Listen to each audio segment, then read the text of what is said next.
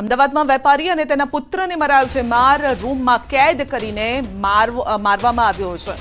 તો માફી મંગાવી છે માર મારીને. વેપારીના પુત્રએ યુવતીના ફોટો વાયરલ કર્યા હતા. ફરિયાદીને સગાઈની વાત કરી બોલાવ્યો હતો. તો 2 મહિલા સહિત 7 લોકો સામે ફરિયાદ પણ નોંધાઈ છે.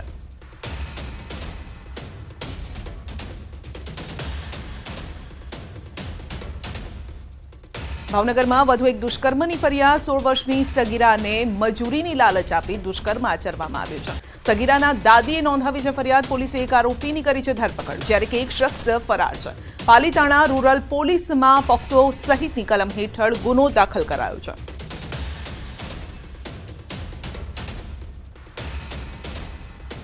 સુરતમાં 2 વર્ષની બાળકીના અપહરણનો મામલો છે અને પોલીસને બાળકીને છોડાવવામાં મળી છે સફળતા.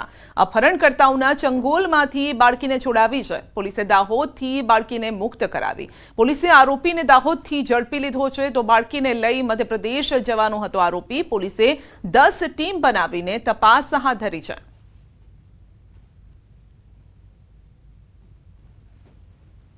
उस आरोपी को उस बच्ची के साथ दाहोद में एक होटल में हमने उसको अरेस्ट किया, वहाँ पे पकड़ा और हमने उस बच्ची और उस आरोपी को हम और उसके पेरेंट्स को हम साथ में यहाँ पे लेके आ रहे हैं। आरोपी का नाम है दिनेश दल्लू चारेल।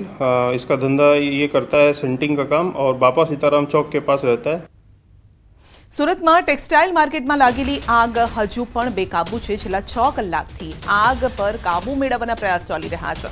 રિંગ રોડ પર શિવશક્તિ ટેક્સટાઇલ માર્કેટમાં આ આગ લાગે છે. ફાયર વિભાગે મેજર કોલ જાહેર કર્યો. બેઝમેન્ટની આગ ઉપરના માળ સુધી પ્રસરી ગઈ. ફાયર વિભાગની 20 થી વધુ ગાડી ઘટના સ્થળે છે. 80% આગ કાબુમાં હોવાનો મેયરનો દાવો છે.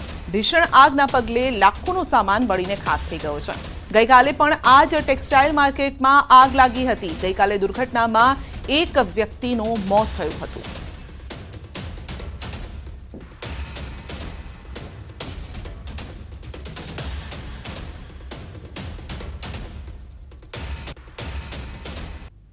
સુરતના રિંગ રોડ પર આવેલી શિવશક્તિ માર્કેટમાં ગઈકાલે આગની ઘટના બની હતી. જોકે મોડી રાત્રે આગ કાબુમાં આવી ગઈ હતી. એક વ્યક્તિનું મોત થયું હતું, પણ આજે સવારે 8 વાગ્યાની સાથે ફરી કહી શકાય 8 વાગ્યાના પહેલા જ આગ લાગી ગઈ હતી. 6 કલાક થવા આવ્યા તે છતાં પણ આગ કાબુમાં નથી આવી.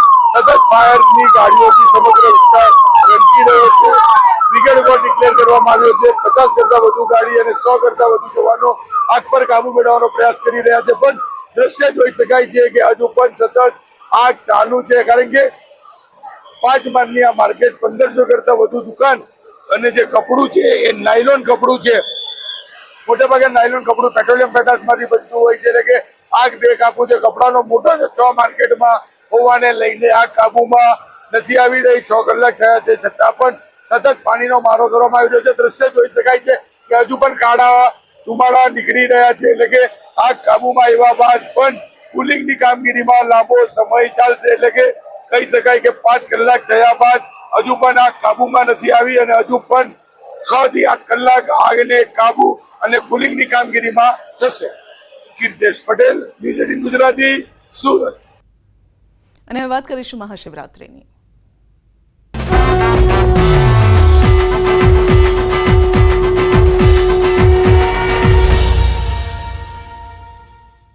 મહાશિવરાત્રિને લઈને મંદિરોમાં અત્યારે શિવમય બની ગયા છે મંદિરો, અને દરેક મંદિરમાં હર હર મહાદેવ અને બમ બમ બોલેના નાદ સંભળાઈ રહ્યા છે.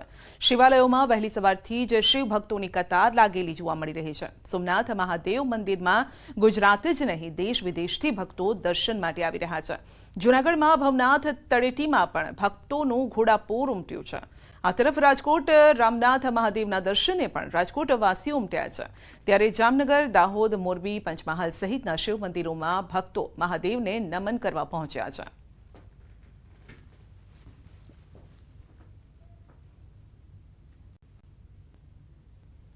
આ તરફ અરવલ્લીના શિવાલયોમાં પણ વહેલી સવારથી જ બમ બમ ભોલેનો નાદ સંભળાઈ રહ્યો છે. ભક્તો પણ પૂજા અર્ચના માટે ઉમટી રહ્યા છે. મોડાસામાં માજૂમ નદી કિનારે આવેલા સ્વયંભૂ મહાદેવ ગેબીનાથ મંદિર તેમજ કાશી વિશ્વનાથ મહાદેવ મંદિર ખાતે પણ મોટી સંખ્યામાં ભક્તો ભોલેનાથના દર્શન માટે આવી રહ્યા છે.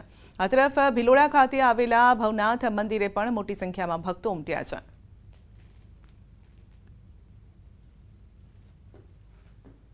મહાદેવના મંદિરમાં દર્શનાર્થીઓ દર્શન કરવા માટે આવતા હોય છે અને આ દિવસે પૂજન અર્ચનનું એક વિશેષ મહત્ત્વ પણ હોય છે.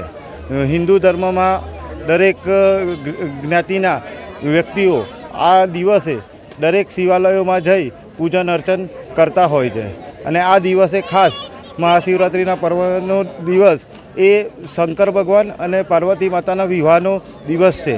માઝૂમ નદીના કિનારે આવેલું સુપ્રસિદ્ધ ગેબી મહાદેવનું મંદિર છે. અમે વર્ષોથી અહીંયા આવીએ છીએ અને અહીંયા ભગવાન શિવની સારી ભક્તિ અને અહીંયા ભાંગ રૂપે પહેલાં પ્રસાદ પણ આપવામાં આવતો હતો અને હવે ભગવાન અમારું અને આખા વિશ્વનું કલ્યાણ કરે એવી પ્રાર્થના. મોડાસાની રહેલી છું. અહીંયા માઝૂમ બ્રિજ પાસે ગેબી મંદિર છે મહાદેવનું, ત્યાં અમે આજે દર્શન કરવા આવ્યા છીએ અને અમને આજે મહાશિવરાત્રિના દિવસે મંદિરે આવીને એટલી મનની શાંતિ મળી છે. મહાશિવરાત્રિના પર્વ નિમિત્તે અરવલ્લી જિલ્લાના શિવાલયો હર હર મહાદેવના નાદ સાથે ગુંજી ઉઠ્યા છે. દ્રશ્યો બતાવીશ કે મોડાસાનું જે ગેબીનાથ મહાદેવ મંદિર છે, સ્વયંભૂ મહાદેવજીનું મંદિર છે કે જે માઝૂમ નદીના કિનારે આવેલું છે. ત્યાં ભક્તોની વહેલી સવારથી ભીડ જોવા મળી રહી છે. ભગવાન મહાદેવને શીશ ઝુકાવી અને ભક્તો નમન કરી રહ્યા છે, બિલીપત્ર ચડાવી રહ્યા છે, પાણી ચડાવી રહ્યા છે. સાથે જ આપ કતાર જોઈ શકો છો કે લાંબી કતારો લાગી છે મંદિરમાં દર્શન માટે. ખાસ કરીને કાશી વિશ્વનાથ મંદિર મહાદેવ મોડા